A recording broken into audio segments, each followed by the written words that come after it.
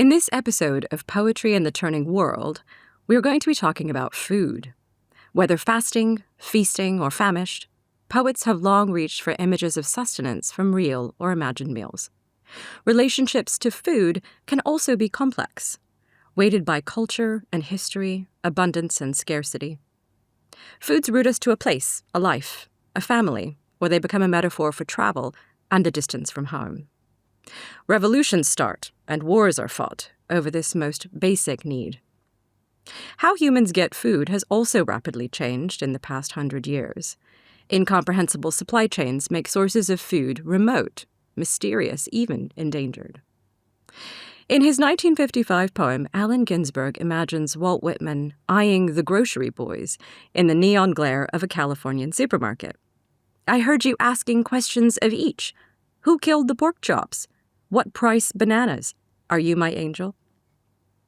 Food's capacity to express our innermost desires, anxieties, losses, or visions of hope is bounteous and bountiful.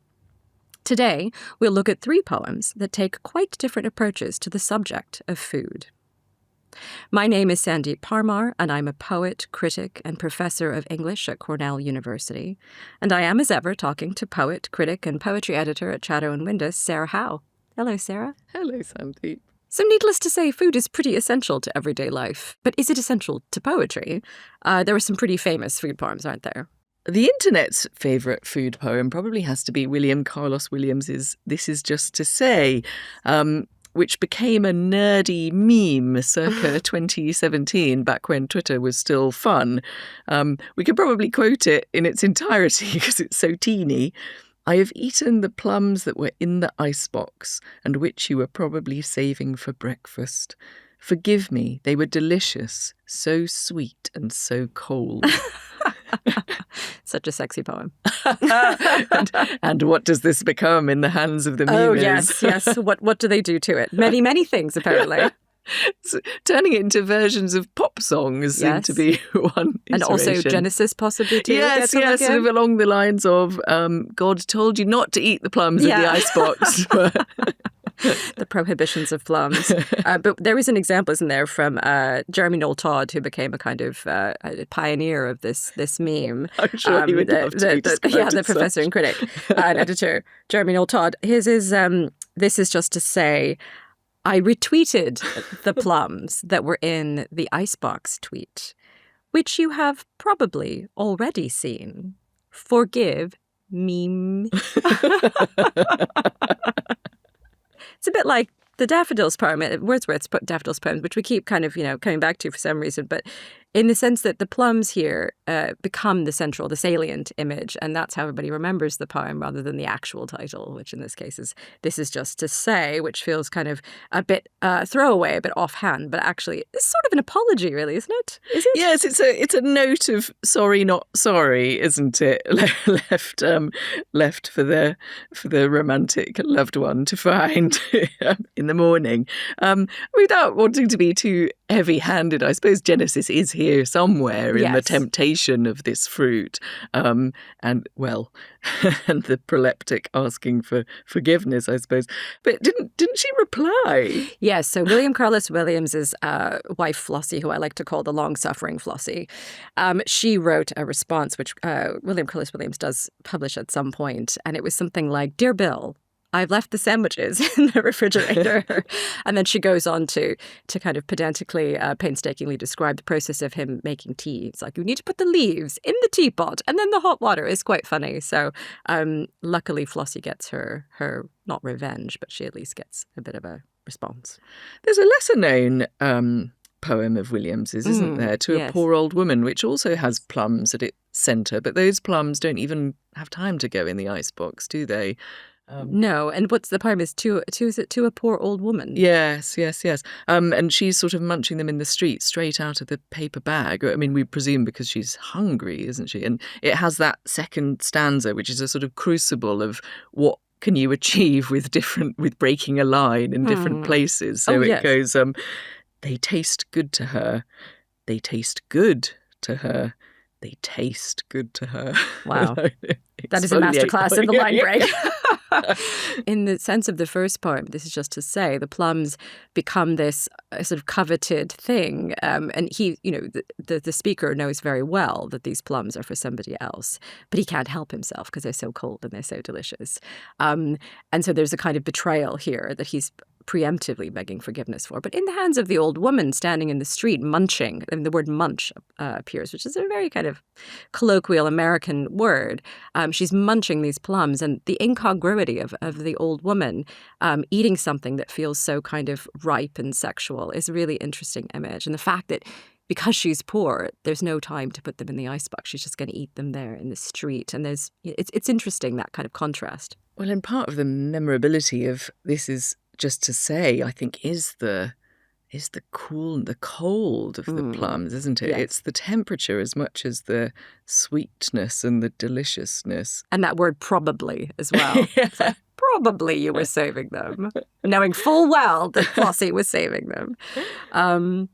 But yeah, I mean, I guess this idea of food here as an image of desire, of lust, is something that we're going to come back to again and again, which sort of takes us back to that amazing Allen Ginsberg poem, which is one of my favorites, Supermarket in California, which I mentioned earlier, in which the sort of figure of the poet Ginsberg here is quite lonely and seeks a kind of Virgil figure going through this supermarket, which is, again, I guess, reflects the ways in which how we access food in the mid-century and onwards really changes and really shifts. And there's this strange, very bright, very neon kind of glare of the supermarket. And what do we find in the supermarket? We find a few lines, which I'll read here from Ginsberg's poem. In my hungry fatigue and shopping for images, I went into the neon fruit supermarket, dreaming of your enumerations. And this is Whitman. What peaches and what penumbras, whole families shopping at night. Aisles full of husbands, wives in the avocados, babies in the tomatoes. And you, Garcia Lorca, what were you doing down by the watermelons? So this poem, it was first published in Howl and Other Poems, wasn't it, in 56? Yeah. And so this is a vision of sort of post-war American culture of the mainstream, where citizens are turning into consumers, and the uniformity of the fruit down the supermarket aisles is saying something about the conformity of those subjects, defined to some extent by where they choose to shop and what they choose to buy. Yes. And I suppose that there's a kind of abundance too in the post-war period in America, which comes alongside this conformity, which is very interesting. But in the sort of domestic sense, what we have here are sort of very typical nuclear families, very heteronormative situations where we have the husbands, we have the wives, we have the babies. And Ginsberg and Whitman here are aligned because they are both queer men. And they're kind of in this economy of desire that the supermarket and its images provide all this fruit. They're kind of sort of tasting and going through, but they're not quite belonging in the same way as the families. Or there's a difference in the way that they consume these food stuffs and sort of see them. Whitman is here as someone who is also a sort of lecherous, I guess, figure in some ways. But there's no space for that kind of desire in the supermarket in this very post-war heteronormative space. Whitman is a character elsewhere in Howl, this the volume, isn't he? And I suppose his spirit is somewhere behind this long loping line of Ginsberg's. And the exclamation marks. Yes. Yeah. But that phrase you picked out, shopping for images, is very interesting here, isn't it? You framed this as a sort of Virgilian encounter with a ghost of a father figure even. And, of course, the Latin word that Virgil often reaches for to describe ghosts in the Aeneid is imago. So Ginsberg is searching for images that the hands can't grasp in that sense. But there's also a sense that this neon fruit supermarket is full of simulacra, isn't it? Modernity turns nourishment into almost a sort of hallucinatory projection. Absolutely. It's a strange sort of thing of being in the supermarket at night as well, in this kind of ever-present daylight, this ever-present space for productivity. People are producing babies, they're producing all this fruit, but are they really enjoying it? And I think that's maybe the loneliness as well of the poem, in the way that it sort of ends with this extraordinary image of the way that he describes Whitman there as dear father, graybeard, lonely old courage teacher, and thinking about imagining Whitman standing on the bank by the black waters of Lethe and like kind of watching the boat disappear. And it's very interesting to think about the ways in which that sort of longing really doesn't come to a particular kind of, not like kind of nourishment, but a sort of satisfaction, that there is no real satisfaction for the poet here. The poet shops for the images, but the images kind of disappear. You can't eat. You can't survive, perhaps, on those things. And so one continues to look for community, for love, really. I mean, maybe that's something we'll come to, is that, fruit is really just sex and love.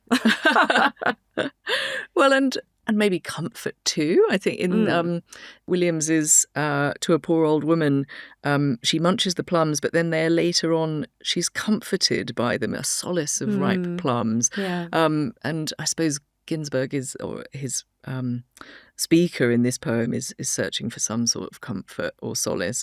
That's maybe more tongue-in-cheek in the second poem we'll look at. Oh, yes. This is a funny and tragic poem, which is by Thomas Lux, the American poet, called Refugee in 1957, which is, I guess, sort of thinking about a similar time of kind of the strangeness of abundance and scarcity, that post-war generation that is trying to kind of move into this very much kind of consumerist society. And it's a really funny poem, and to hear him read it is also very funny because he puts a lot of inflection in it. But essentially, this refrigerator in 1957 is this sort of, it becomes a kind of microcosm of his life, his childhood. So he describes opening the refrigerator, which is like a vault. Yes, more like a vault, which seems salient given that the first poem of our three we'll read today is Tony Harrison's V, which opens with a family grave. Yes. And there's something of that in the refrigerator here as well, isn't there?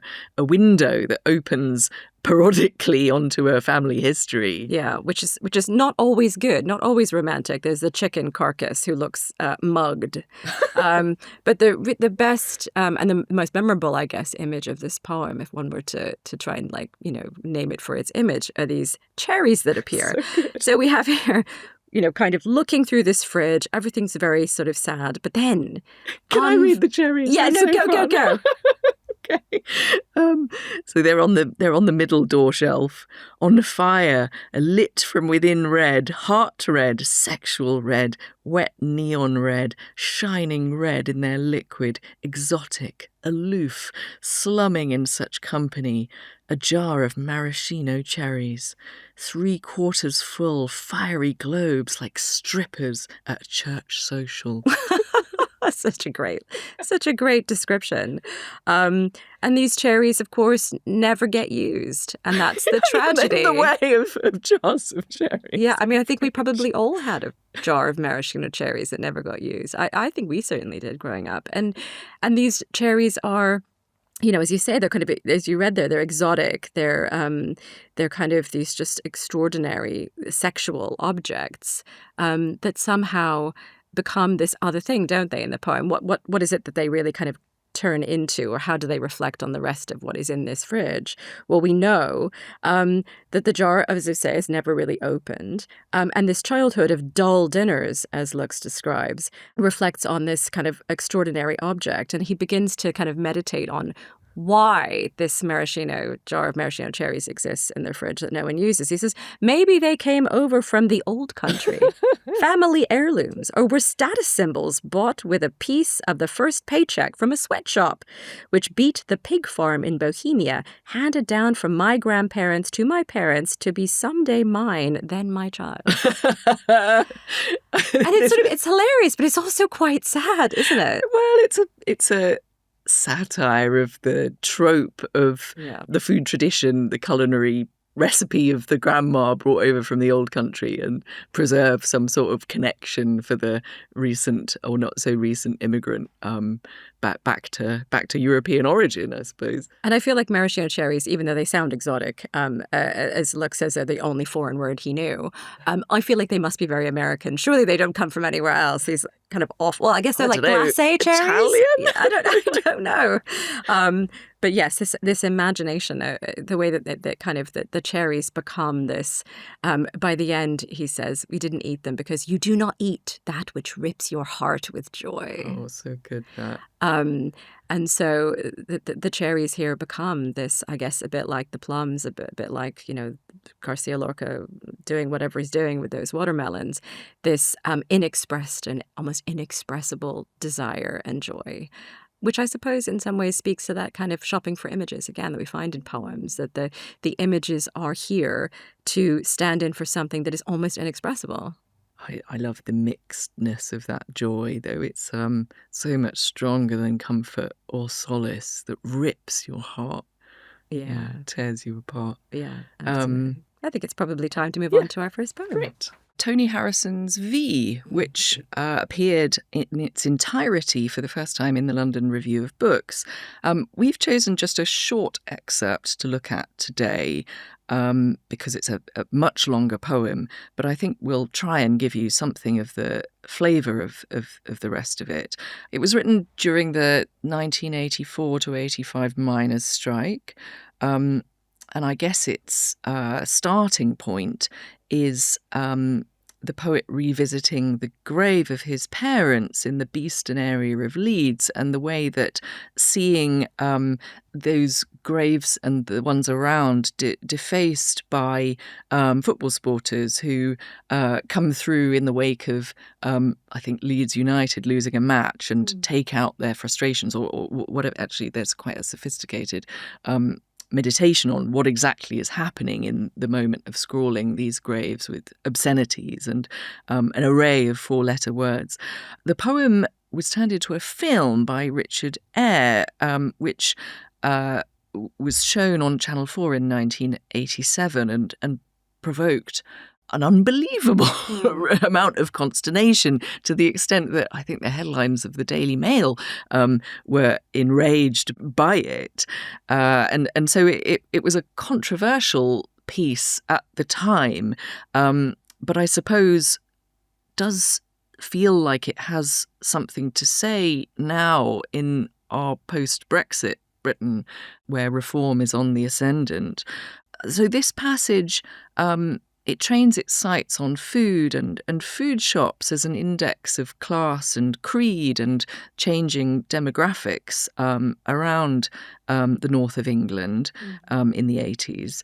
But it also captures one of these central tensions, how economic change, migration and nostalgia all get tangled up in narratives of loss.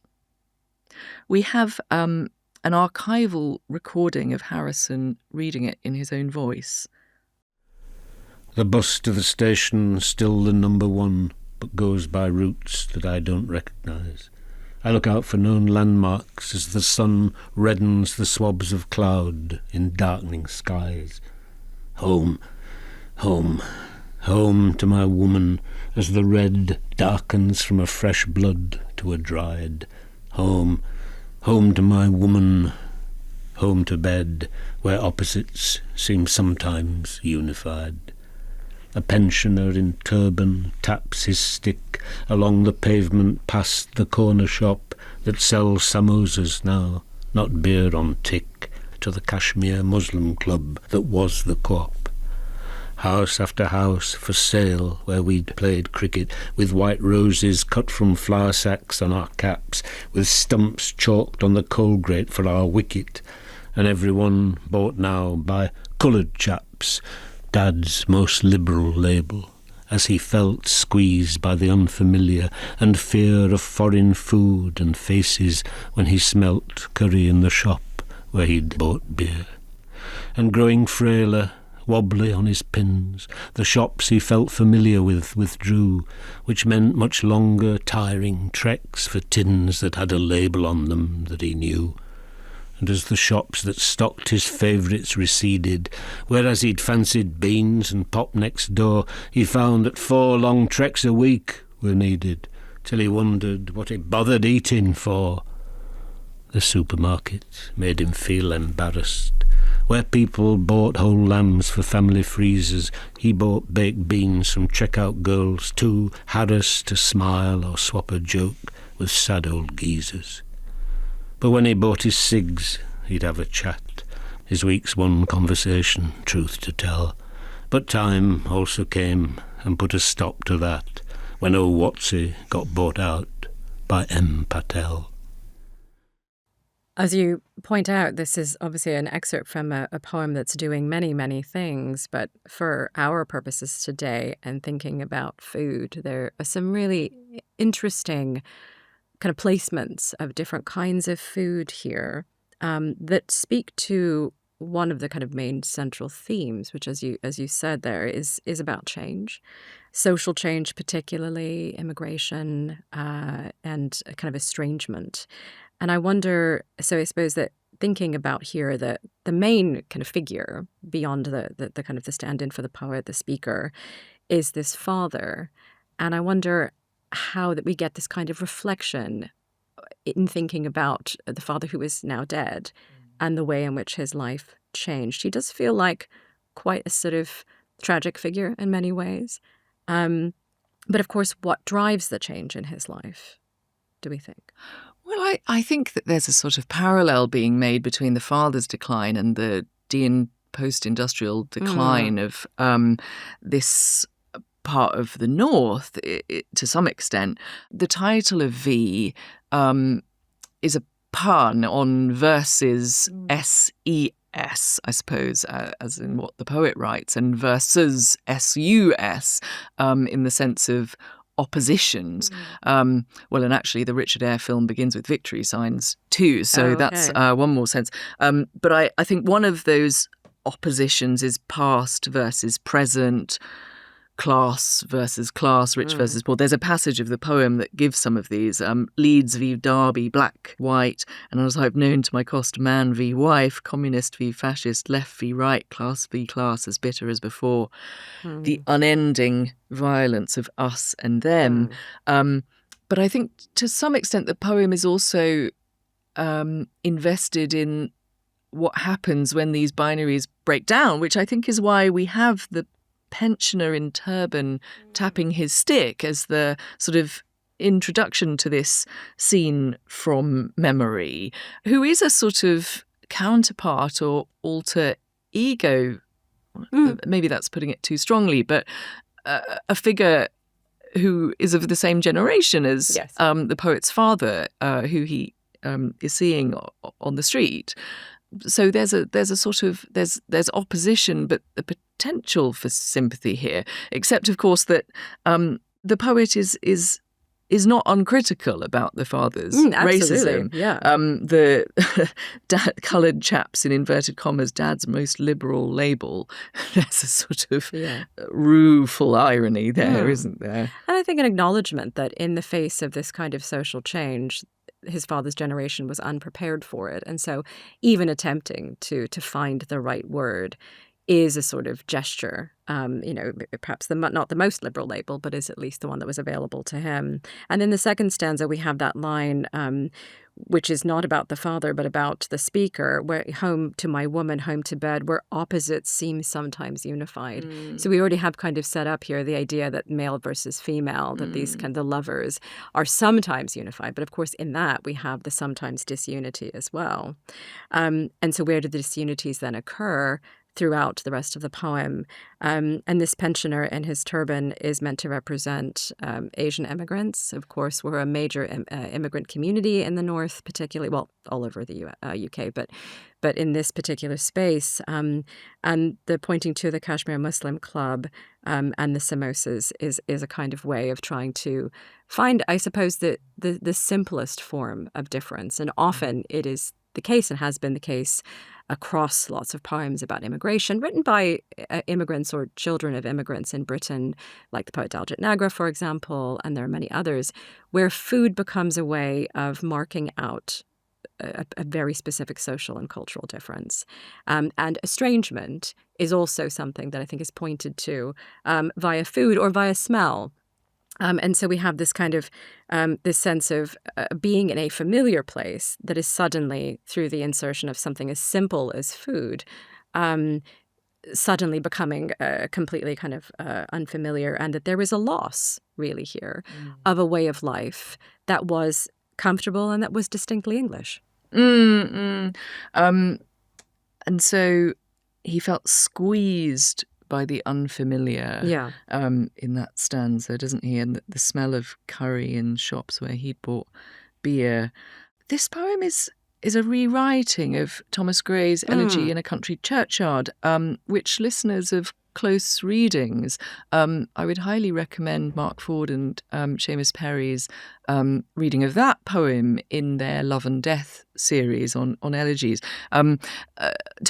Tony Harrison inherits, among other things, the form of that poem, which is what we get here in the cross-rhymed stanzas, rhyming A-B, A-B, which in itself sort of enacts some sort of meeting, or clashing, holding together of binaries. What we also get through putting those two poems in dialogue is a sense of the way that Harrison is talking about Britain and its changing landscapes. And so the ploughman homeward plodding his weary way at the start of Gray's poem becomes a figure for an agrarian past, a sort of connection to the land and agriculture, which is becoming increasingly alienated with the supermarket here again. Yes. But food is also a motif that sort of circles the poem. It begins and ends with these emblematic foods and, by extension, professions that become a sort of synecdoche, a part stands for whole of Englishness. At the start of the Richard Eyre film, we get a monologue spoken by Tony Harrison in front of his parents' grave, where he talks about him thinking about the fact that he might one day be buried in this same plot and united with the people who are here already, the butcher, the publican and the baker. And he asks himself how what I do, I'm quoting, poetry relates to what they provided, the basic essentials of life, bread, meat and beer, which is how the poem, as we hear it in his voice, then begins. Next millennium, you'll have to search quite hard to find my slab behind the family dead. Butcher, publican and baker, now me, bard, adding poetry to their beef, beer and bread. That's quite extraordinary, isn't it? And we come back to this, don't we, in the end as well, kind of in an interesting way. But it's what you say about Gray's poem is a sort of, in the kind of sense of Gray's poem being a sort of pastoral poem where the unity of kind of what is produced from the land is then reflected onto the person who is producing. And in this case, because of industrialization, we have this separation, which is very interesting. And yes, the supermarket is another, again, example of that defamiliarization. So interestingly, in this supermarket, we have people now buying whole lambs for family freezers. And I can only interpret that as being the kind of the buying of the sort of the kind of ritual, the lamb that is going to be used in kind of feasts and kind of Muslim culture. Or otherwise big families all eating together. But yeah. But he's buying baked beans, something that is kind of comparatively feels kind of single serving, feels quite lonely, feels quite isolated. And even the conversation from the checkout girls is not going to extend to this sad old geezer. And the conversation here is interesting because, of course, it gets followed in by the last stanza that we hear Harrison read there, which is that he would buy his cigarettes and kind of have one conversation a week, which is also very tragic. But even that was ended when we find that old Watsy, who owned the shop before, has been bought out by M. Patel. And I find that really kind of interesting for lots of reasons, but also just that, so Patel being a kind of Hindu name rather than a kind of Muslim name, but the sort of general sense here of how this shop owner is identified, I think indicates the ways in which shops used to have the name of the kind of the owner on them. And sons. Right, exactly. And so in the kind of corner, there is this kind of M. Patel. And so he's definitely less kind of familiar to us than someone like old Watsy, who feels like a friend. Well, who's presumably old because he's been tending that shop, manning it for his whole lifetime, Yeah. potentially. But these corner shops that began to replace shops that had been there already is, of course, the experience of many towns over this period of time, not just in the north, but elsewhere. In fact, my grandfather owned a corner shop in the 60s and 70s, and I think maybe even the 80s as well in Derby. And so the ways in which those shops become a nexus for the things that immigrants miss and need. So, my grandfather sold foods for lots of different immigrant cultures and also English food at the same time. But of course, the tension there between, coming to a corner shop and expecting a particular kind of experience and finding that experience has kind of gone away, or those relations have gone away, is, again, a sort of, synecdoche, I suppose, in some ways, of what is happening in a wider sense in Britain. But the ending of V, we have something very interesting happening with the beef as well, and et cetera. What happens there? Well, of these buried butchers and bakers and publicans, Harrison's own father was a bakery worker, Right. which I wonder if we see a nod to in the stanza about cricket from our extract with the white roses cut from flour sacks on yes. our caps, that presumably the father had access to those in the bakery. But of course, Harrison, and this becomes a major theme of his work, not just in V, but elsewhere, feels increasingly alienated from his class, or like he is no longer welcomed by it, I suppose, because of the education that he receives at Leeds Grammar. And then he goes on to study classics and linguistics at Leeds University. And this comes into V at the point where there's an extended monologue by a skinhead challenging the poet, especially for his knowing of Latin and Greek, thinking that he's better, or accusing him of that because of the education that sort of divides him from the Vandals scrawling their racist epithets on the graves.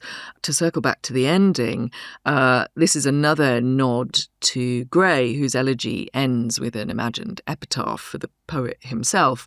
And Harrison gives us his own, the chiselled epitaph I've planned, which reads as follows.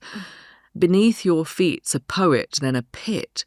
Poetry supporter, if you're here to find how poems can grow from beat you to it, shit. Find the beef, the beer, the bread, then look behind. It's such a curious stanza, isn't it, in many ways, and particularly with that slightly ambiguous sort of ending of look behind, which I think is quite puzzling. Well, I think it works on many layers, doesn't it? It occurs to me, reading it in quick succession with the opening of the poem, that he says, find my slab behind the family dead. So he's saying, look behind and you'll find me. Yes. So literally it's pointing to his The own bard, grave yeah. that's not there yet, the bard.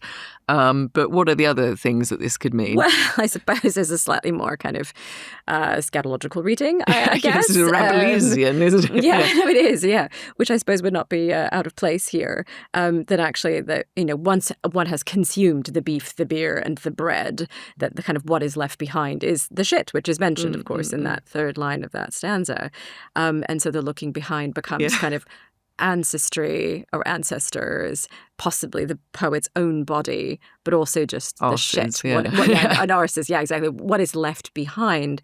And even thinking about being left behind or looking behind also has other kinds of resonances with the ways in which people certainly felt left behind by the ways in which deindustrialization was driven forward by different kinds of particularly conservative at the time, political agendas during the miners' strike. I mean, looking behind and beneath the surface of stereotypes, I guess, is another sense of it. And there's reference to the graves veering off Plum because the whole cemetery is built on top of a former mine. And so there's a sense in which that decommissioned form of work and sustenance is literally undermining and collapsing the dead above it. So the pit takes you in life, the pit takes you in death. And also, interestingly, I guess they were just thinking about food again, that beef is, of course, the one meat, the one food that is kind of not, well, there's also pork, I suppose, but there is a sense that other cultures, immigrant cultures who are there, are not going to be partaking in beef or pork. Well, and it's synonymous with Britishness, Exactly. isn't it? Yeah. Exactly. So the beef here really does feel very, very English. Yeah. The next poem we'll be looking at today is again an excerpt from a long poem, and this poem is from a book called How to Wash a Heart by the poet Bhanu Kapil. Bhanu Kapil is an award-winning British-American poet of Indian descent.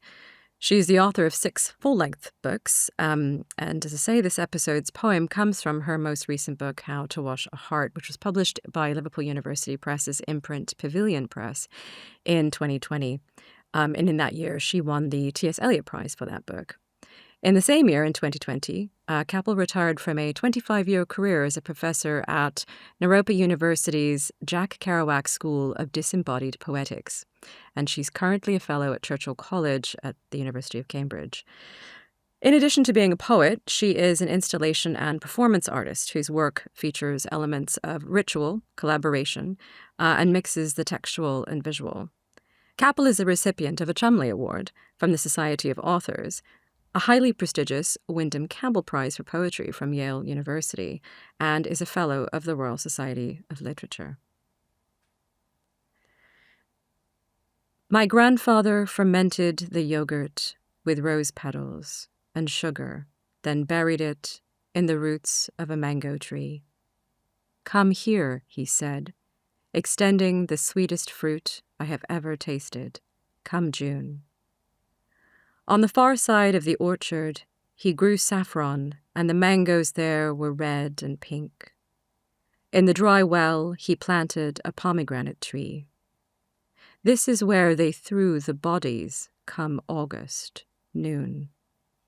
Can you find your way home by smell? Metallic, the air tilts along a diagonal line. I smell the pollen of the flowers of the mango tree, which once concealed a kill. I suppose it's worth beginning really with some context around this book, which is an extraordinary book of quite rapid poems in the sense that they're very, very short lines. And indeed, this poem, actually, this extract has longer lines than many of the poems do. Some of them are as short as kind of one-syllable lines or one-word lines.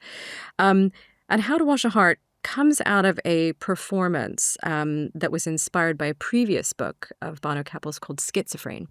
And this performance was at the ICA and involved the kind of handing out of kind of melting ice hearts that were red, I believe. And she talks about this in the notes to the book. But all our listeners really need to know, I suppose, is that the book How to Wash a Heart meditates on this very tense relationship between the guest and the host. And in this case, the host becomes this sort of unnamed figure who is presumably a white woman in the United States. And the guest is a woman of color. She is a brown woman. And in this very uncomfortable kind of series of wonderful poems that describe the interactions between these two people, we get, again, a kind of sort of microcosmic kind of summary, really, of the tense relationships, and increasingly tense, actually, in the aftermath of 2020, of immigrants in national spaces that become more and more restrictive. And so this host figure becomes sadistic, I suppose, in some ways. And there is really serious danger in the way that the guest is being received into this house and the ways in which they are being embodied. So I suppose it's interesting thinking about food in relation to this book broadly before we really think about the poem, because so much of hospitality culture from the ancients to the present is around food, even if it's about kind of, washing people's feet with olive oil or whatever it is, but certainly the giving of meals and giving of food. And we get this from the very, very beginning of the book. But this particular poem is striking because lots of different foods appear here, but this is a memory poem that steps outside of the narrative of the guest-host relationship, where the speaker is thinking about a different place, not America, but the Indian subcontinent somewhere, presumably India, at a very important, or thinking around a kind of the transition of a very important political moment. And that political moment is the partition of India just at the end of the British Raj in 1947. As many of our listeners will know, in what was India, what was kind of British India, was divided into different countries by religion, and this was the work of many hands. But the main work, I guess, of drawing this line was done by one British civil servant, Sir Cyril Radcliffe, I believe. And so we have this question really about the line, which is in the poem.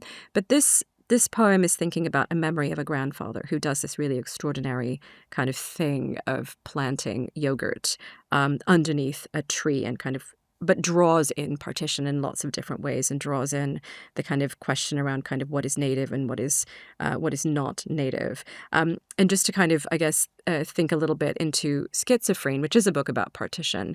In that book, Bhanu Kapil writes, "It is psychotic not to know where you are in a national space." And I really that quote is so extraordinary, just the idea of psychosis. And it'd be interesting to think maybe about how that kind of sense of being, somehow out of space or out of time is also in this poem and where it appears in the book. But I guess we can kind of begin really with just thinking about food, about this extraordinary transition really between the yogurt and the roses and the mangoes. What's kind of happening, do we think, here? Well, we ended our discussion of Harrison's V with the image of the pit that yawns beneath the cemetery. And I think the figuring of the subterranean in this poem also opens up a sense of the landscape as a sort of archive of trauma, if one knows how to read it. And the way that the sweetness of the mangoes changes with the revelation of the corpses that have been thrown into the well. And that sweetness feels entirely different by the poem's end, and is, of course, tinged with putrefaction. But it's such a rich and horrifying image, isn't it? That dry well. We spent some time puzzling over it, but I guess the bodies have been thrown in, and then soil has been placed above them, and then a pomegranate tree planted on top. But it's not clear whether that's a gesture of concealment. I suppose the word concealed does appear towards the end of the poem, or one of memorialization, or both at the same time, I suppose. Yeah, I mean, it's absolutely right to point to the word conceal and to call it a kill, because a kill is also sort of various things, isn't it? But in this kind of group, this kind of in a wider noun that really is kind of applied to these people, it's probably worth going back a little bit and thinking about what precisely happened. So when the line is drawn in sort of around 1947, in August, partition kind of properly begins, or at least it is kind of official. And so we have these two new countries, Pakistan and India, and there is a migration on both sides between Muslims and Hindus and Sikhs kind of going into opposite directions into what becomes a kind of secular India and then a Muslim state of Pakistan. And of course, over this period of time, people leaving their homes for other homes, what we have are mass killings, we have we have some suicides, we have destruction of property, and certainly, like Bhanu Kapil's family, my family experienced this as well. My grandparents also moved on all sides from partition, and the well is an interesting image here because the kind of, I guess, famous image of the well with bodies is from much previous to this, the 1919 Amritsar massacre at Jallianwala Bagh, where people jumped into the well to avoid the gunfire that General Dyer had been pointing at, these kind of people who were presumably kind of innocent protesters and in prayer. But in this case, what we have here is a sort of, I think, must possibly be a kind of widespread experience, because certainly was something that was a part of my childhood lore, which is that when you left your farmland, you would destroy the well.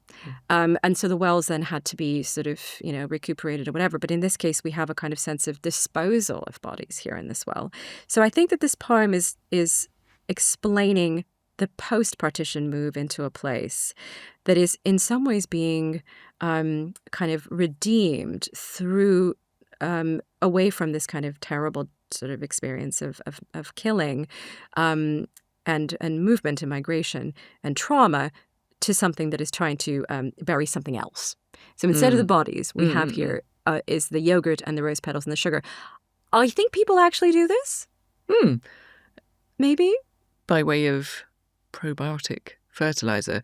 But I think you're right that it's about putting down new roots, isn't it? And the poem is quite concerned with the passing of time. You have it registered in the sort of seasonality and the ripeness of the mangoes, come June, come August, these time stamps. But I guess the trees also mark the passing of time, don't they? Because it takes time for a tree to mature into fruiting. And I guess by implication, the family probably had a mango tree left behind on the other side of the border in what became Pakistan. And so the grandfather is putting down new roots in that more hopeful sense. But the trees are being nourished not just by the wholesome yogurt. Well, I suppose there might be a souring tang to it too, but by the blood of the people killed and who went before. And there's a lot of redness, really, isn't there, in the poem? We have the saffron, which, of course, is red in its kind of original form as a sort of stamen. As the stamens, before it colours the rice. We have mangoes here. Yellow. Yeah, we have mangoes here that are red and pink, where often we think of mangoes as being orange. In this case, they're red and pink. Where the skin is, isn't it? Yeah, the skin is indeed. And then we have the pomegranate, which, of course, I guess, thinking about the kind of classical resonance of the pomegranate, that is the fruit of the dead. And so it's, I suppose, fitting in some ways that these dead bodies, this concealed kill, is giving rise to a tree that is then itself a kind of death. But the pomegranate has other resonances too. So perhaps it is also life-giving in some way. And interesting, I suppose, also where the poem ends before that kill, which is, can you find your way home by smell? Yes, the focus on smell in the last lines, which I guess eating and taste has an olfactory dimension to it famously. But I think there's a sense here of the poet showing us how perception itself is altered by knowledge, that the smell of the pollen of the flowers of the mango tree smells different to her once she understands the history of this place. Yeah, and I mean, would she or her grandfather, but presumably would she be able to find her way home, and what does home become in this space of essentially a kind of refugee movements of populations? And this metallic smell is blood as well. Can you smell machinery, weapons, knives, blades? Absolutely. Violence of some kind. And the air that tilts along the diagonal line, again, kind of mustering that image of this hastily drawn line that would change the lives of so many millions of people. And just thinking about, again, to smell, we had in the Harrison poem, we had the smell of curry in the shop. And in some ways, the smell of curry, certainly for me, is always the smell of home. But for of course, perhaps for an Englishman of his father's generation, I should say, it is the smell of something foreign. Elsewhere in Bhanu Kapil's book, there is a kind of quote about the smell of Indian food. For lunch, my mother made okra with caramelized onions, a feat. Grimacing as the gates of the school swung open, I was a joke. The children who were children, like me, fled. Mm-hmm. And this leads us to familiar moment. Right, exactly. This kind of idea that if you smell of curry, that the other children will laugh at you. But there is a sort of there is a term here, which is olfactory racism, which is one that kind of Bhanu Kapil has used or elsewhere, I've thought about elsewhere, and it's interesting because it's the kind of racism that comes from a kind of sensual experience, as opposed to the kind of presumptions around someone's skin color or someone's kind of culture. It's the bodily reaction that produces racism. It's the smell. And it's often the kind of leading way in which racism kind of comes to be, this initial perception of otherness. And it is not the sweetest fruit. It is not the metallic smell. It's something else. And I think that the prevalence of senses here, of multiple different kinds of senses throughout the book, is an indicator of danger and an indicator of belonging at the same time. But that line, can you find your way home by smell? I mean, I think it points in both directions, doesn't it? It's both thinking, can she find her way home? But it's also speaking to the ghosts, isn't it? The hungering ghosts. Yeah. Would they be able to find their way home? I guess they're already home, but they need to wander across the border. But blood and meat is quite redundant. I mean, all kinds of food. Food is all over the poems in How to Wash a Heart. But meat and blood, given the heart emblem in the title and the melting, bloodied ice cubes you mentioned from the original performance, seems especially salient. We get a set of lines in one of the poems. But this is your house and there's no law that requires what you're offering me to last or outlast the moment I crossed your threshold to eat this heaving plate of meat. It's interesting. It does also remind me again of V in the sense that the beef, the meat becomes this. It's almost like the serving up of the body of the body of the other to this, to this person themselves, almost as if they're eating their own body. And I think that kind of violence does exist throughout the book, and it speaks to an earlier book of Bhanu Kapil's, which is Bana Banya, which is this fantastic long kind of sort of prose poem, a series of notes. She's very interesting in the way that she thinks about the kind of genre and form of her work. But which revolves around a race riot, doesn't it? Exactly, of the yes. poet's childhood. That's right, yes, because she grew up near London.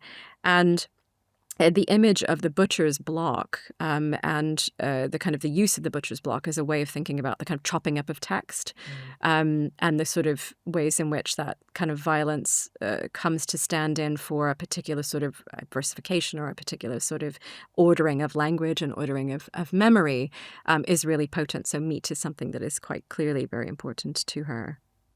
Do we need to say something more about mangoes, Sandeep, Well, as an emblem in South Asian and diasporic literatures of that part of the world? This is a conversation that's been had by many Asian poets, which is about the mangoes. And I confess, when I see a mango, there is a bit of me that sort of dies slightly. I mean, I love mangoes. I love eating mangoes, but I don't want to write about mangoes. And the reason for it is this association with a very particular kind of exoticism that is very much a kind of Indian or South Asian exoticism.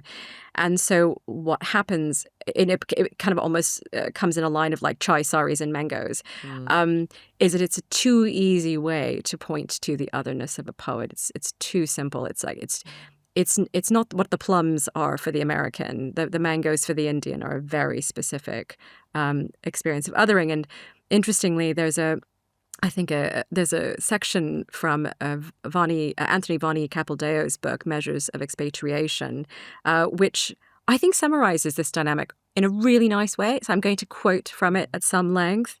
I opened a book and a mango fell out. I opened another and another mango fell out.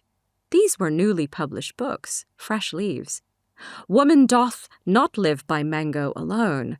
Was there more goodness in volumes of essays or in novels? Were specialist shops and second-hand departments a good bet in the search for sustenance? After a couple of weeks, or perhaps 10 or 12 years, with something like desperation, I totaled the yield, excluding mangoes. 2 quarts desiccated coconut, 1 breadfruit, half a yam, a grain of salt, a grain of match, a piece of camphor, 1 measure sweet maraschino, 10 measures sour lime, 100 measures strong rum, 1 tin condensed milk for sandwiches, 1 tin condensed milk for tea, 5 enamel cups, cream crackers, curried shrimp, a 1950s bookmark with a school crest defaced with the motto, "Sufficient unto the doll is the weevil thereof," fountain pen, italic. I did not buy the book that had been the tablecloth. The coal pot presumably had been removed by the police after he was found to have succumbed to carbon monoxide poisoning. This left over 170 mangoes, despite the careful selection process. And then we have the rest of it in quotes. I do not know what to do with all these mangoes. Take them to the market, said the agent with half a face. The same ones? You were glad enough to find them, weren't you? He said, answerably.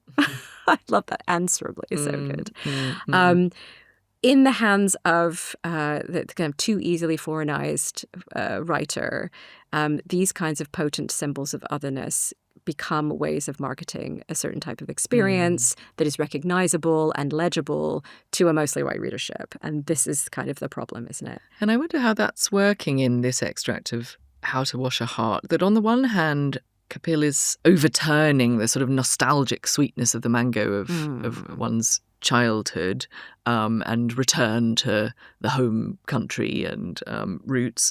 But I suppose one could say that in that marketization, trauma is itself a marketable quantity.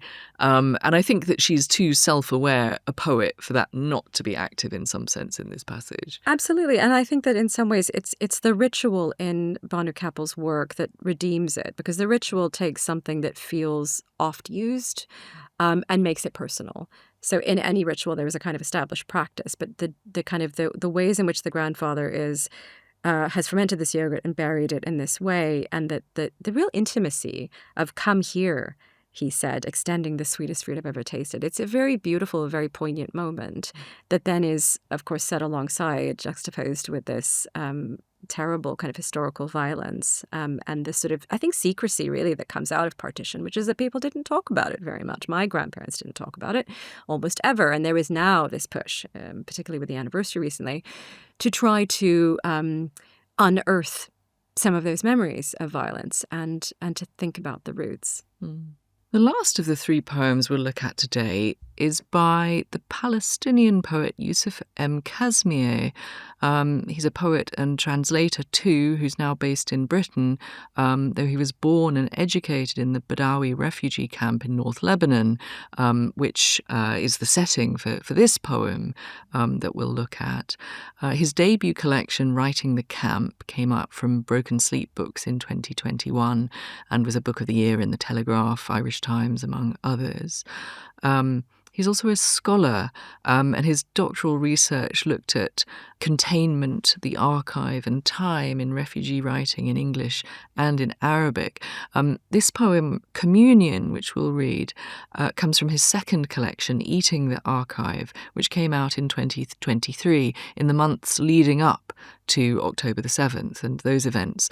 And the book reads strangely differently in retrospect. Eating the Archive envisages the refugee camp as itself a kind of living archive, and in Communion, food becomes a sort of medium through which histories of displacement, care and violence are transmitted across generations in a way that resonates interestingly with Kapil's poem that we've just read. And so this poem revolves around the refugees' UN-distributed ration of lentils that are at once sustenance, gift, archive, text, and witness. And another thing that links the two poems we've considered is the figure of Anthony Ezekiel Bhanu Kapil, who is also the dedicatee of this poem and an interlocutor in it. Communion.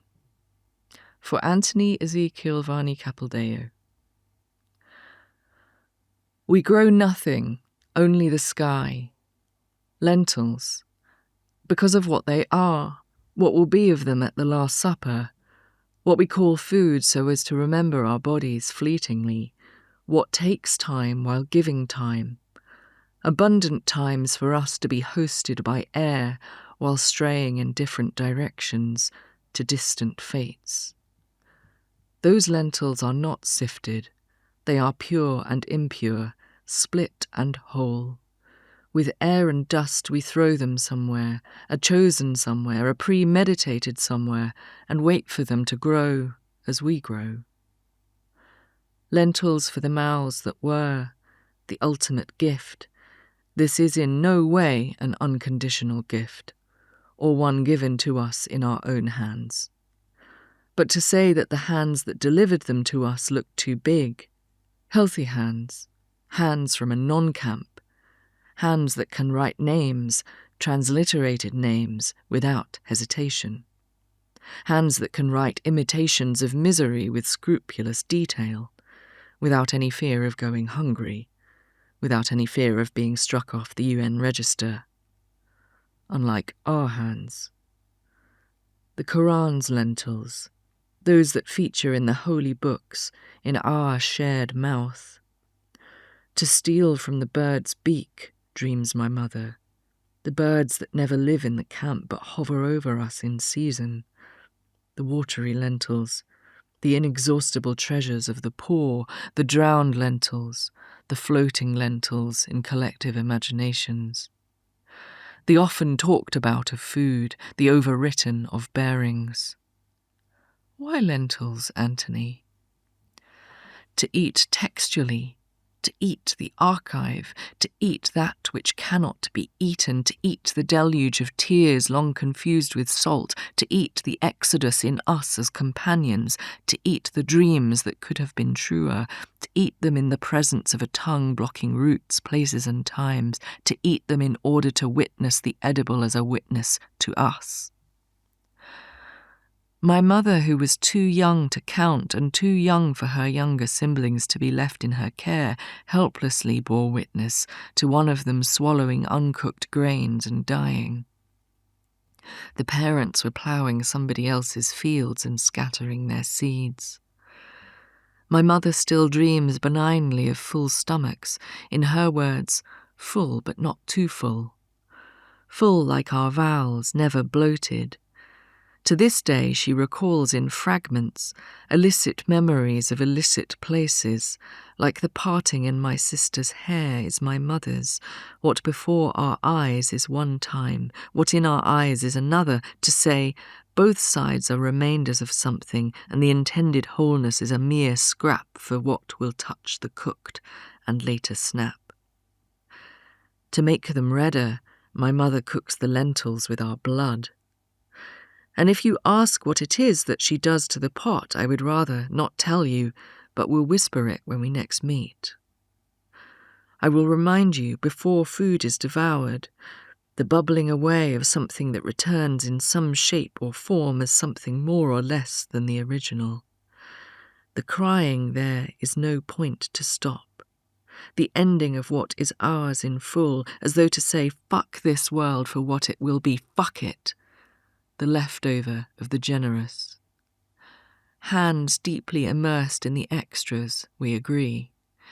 Eating is not swallowing, but touching upon the touched, rendering the moon as fleshy as possible in friendship and in text. Now your eyes still catching the sight, you stir in all directions. None is fixed, you say. None is singular. You stir in your absences and stir in the hope of that created by you, what buds and eventually snaps, what buds again.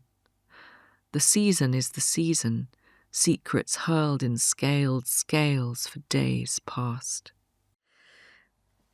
It's such an extraordinary poem that really brings together so many of the ways in which food can kind of be life-giving, but also feels very, very staked in the political and in the kind of familial and social, and the longing here, of course, is very palpable too.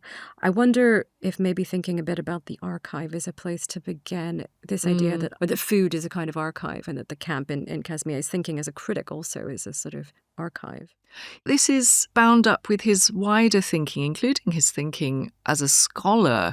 And we maybe need to look back to some moments in his first book to really understand it.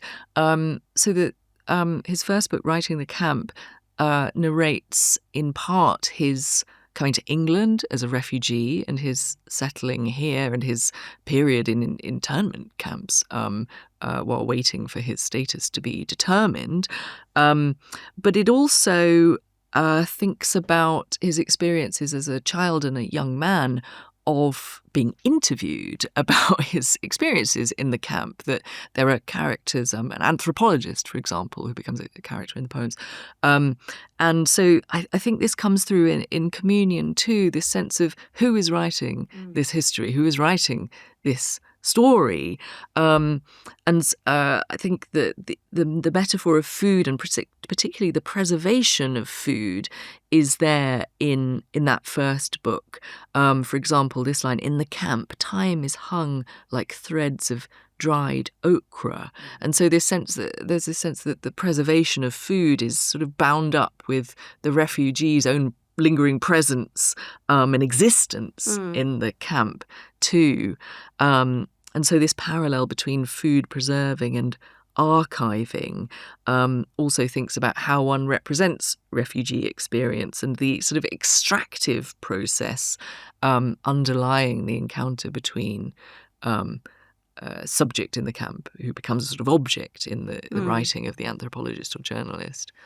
And I suppose in the idea of the archive, I guess just thinking about it in terms of Derrida, which of course I'm sure many people will be thinking about when we say the word archive, but for Derrida and Derrida's thinking in Archive Fever, that the archive is a space of kind of authority and knowledge. It is the place where laws are made, and it is the space where the idea of knowledge is assembled and combined, and so even just thinking about how archiving as something in relation to food could be the case is very interesting. How does food here transmit a particular kind of knowledge or a particular kind of authority? Well, I guess particularly urgent and poignant in a Palestinian context, where, in a real sense, Qasmiyeh's experience as that of Palestinian displaced people at large is at threat of erasure, and that in a quite real sense, entire libraries are razed and books taken over in spaces in Israel where the history is written by the dominant political force, and so there's something self-defeating about an archive that is eaten, isn't there? That it's sort of erasing itself almost. Yeah, I mean, that even just in those lines, to eat textually, to eat the archive, to eat that which cannot be eaten, et cetera, et cetera. There is a kind of, in fact, the very last line there, to eat them in order to witness the edible as a witness to us, which is a kind of really curious, I mean, kind of enigmatic line, I should say, that somehow food becomes a way of giving a kind of witness to the self and to survival, that as long as you are eating, you will survive. And we have instances elsewhere in the poem where that is not the case, because famine is clearly present here, as is scarcity, and the kind of double-sidedness of the rations that are given, which feel both life-giving but life-destroying in some way as well. But we have a very particular kind of food here, and I feel like, given our focus on, kind of from plums to mangoes, we have lentils here. Yes, why lentils? Why lentils? Indeed. Well, I suppose lentils are associated with the food of precarity. They're cheap, apt for people living under conditions of displacement. They're transportable. I think they're known as the poor man's meat in Palestine, meat again. And during the Nakba in 1948, I think displaced Palestinians were given sort of minimal ingredients by the UN to survive, and lentils was one of them. Lentils, rice, flour and sugar. And I think to some extent contemporary Palestinian food culture is still shaped by the dishes that mothers and grandmothers invented in that position of scarcity. I wonder if we have a sort of echo of the Nakba in that second longer stanza, the abundant times for us to be hosted by air while straying in different directions to distant fates. There's a splintering, an exodus of families departing to different destinations, which might be camps in different locations, including Lebanon. But hosted by air, it's very striking, isn't it? Yeah. The way the air and the sky and the birds work in this poem. That the other thing about lentils is they can be grown fast, and they don't need lengthy time to mature, like a olive grove, for example. And so I think that's part of the resonance of the Quran's lentils that Islamic scholars pass the verse in the Quran that mentions lentils as a sort of emblem of dunya, that the lentils, because they can be grown quickly, represent sort of worldly things as opposed to trees, pomegranates, olives, which might represent more heavenly rewards because of the time that it takes to cultivate them.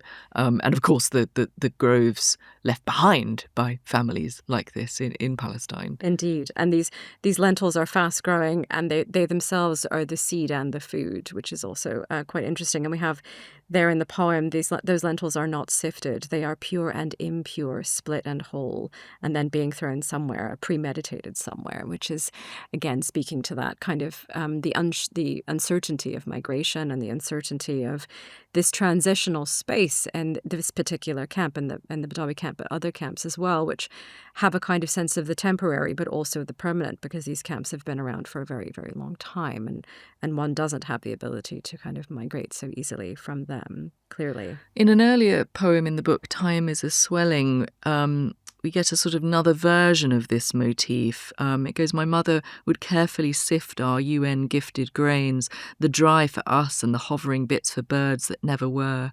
What we ate was what she planted in secret under her pillow. And so the agriculture that is or isn't present in this poem metaphorically or in the past is quite interesting too, that we grow nothing, only the sky. Yeah. These people in the sort of temporary, permanent silo of the camp can't really put down permanent roots. They don't have the land to grow anything, or if they do, it's possibly rooftop gardens. Yes. But that emblem of the roots that cannot meaningfully put itself down into the soil, I think, is salient.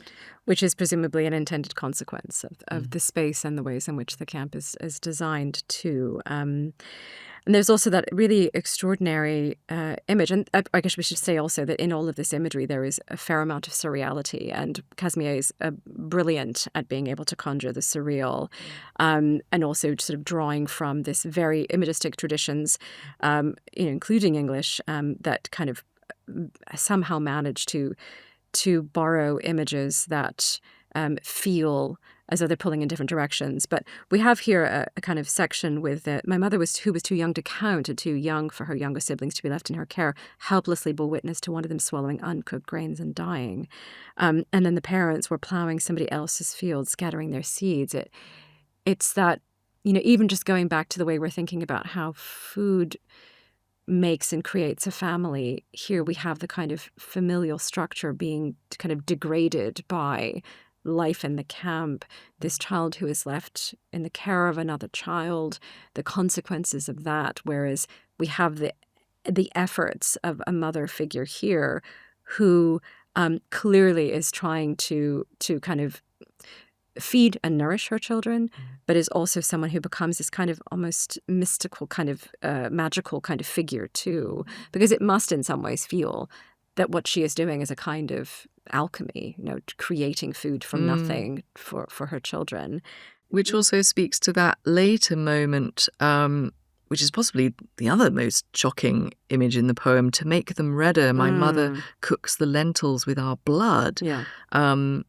And the sort of shame but strange intimacy of I don't want to tell you what it is that she does to the pot exactly, but I'll tell you next time we meet. It's quite extraordinary, that. Do we have guesses? Isn't it? Yeah, I mean, I don't know what that would be. It's a very shameful thing. Yes. So I don't even know to speculate really what it would be that she's doing. But I wonder if the inspiration for the blood motif comes from, I think it's called roumanie, a sort of lentil and aubergine stew that Palestinians make, which is flavoured with pomegranate juice. So sort of that putting of the tart juice on top might be inspiring the blood, but it's so striking, isn't it? Blood is, of course, haram in Islamic dietary law, hence the need to drain blood in ritual slaughter. Yeah. But this idea of feeding your children with their own blood, I think it speaks to this self-defeating, trapped cyclicality of the camp, doesn't it? And also so much love that one would give one's own blood for one's children. And I think that is, again, the mix of the tragic and the almost kind of beautiful as well at the same time. We have this interlocutor, as you mentioned earlier as well, in the form of the Trinidadian British poet Anthony Ezekiel Bhanu Kapil, who, of course, we've just spoken about elsewhere. But Anthony is named in the poem, is addressed, I should say, in the poem. Why lentils, Anthony? And then there is a kind of italicized section thereafter, which we've quoted from already. Which gives the book its title, Eating the Archive, that section, doesn't it? Which is extraordinary. And I wonder, I suppose there must be some sense of a kind of shared culture here between the poets, both poets, Yousif Qasmiyeh and Anthony Bhanu Kapil, where lentils actually are this very much a kind of staple food across the Indian subcontinent, from which Bhanu's family migrates to the Caribbean at some point. And so this carrying of lentils is something that I think is probably quite a common experience across cultures who see them as being the very basic and necessary sustenance. I think we see that in that earlier line too, those that feature in the holy books in our shared mouth. Yeah. So this idea that lentils, that passage, which in the Quran is about Moses responding to the Israelites' complaints about the monotony of being fed manna and quails in the desert by God, and he sort of rebukes them for their impertinence. But the fact that this moment re-echoes across the holy books of the Abrahamic religions. And the title of the poem is, of course, Communion. There are Palestinian Christians, we should remember. Yes. But I think that there is some thinking happening here about the shared roots of these cultures and the I don't know, the particular tragic cast to the enmity and abuse that comes out of that shared origin.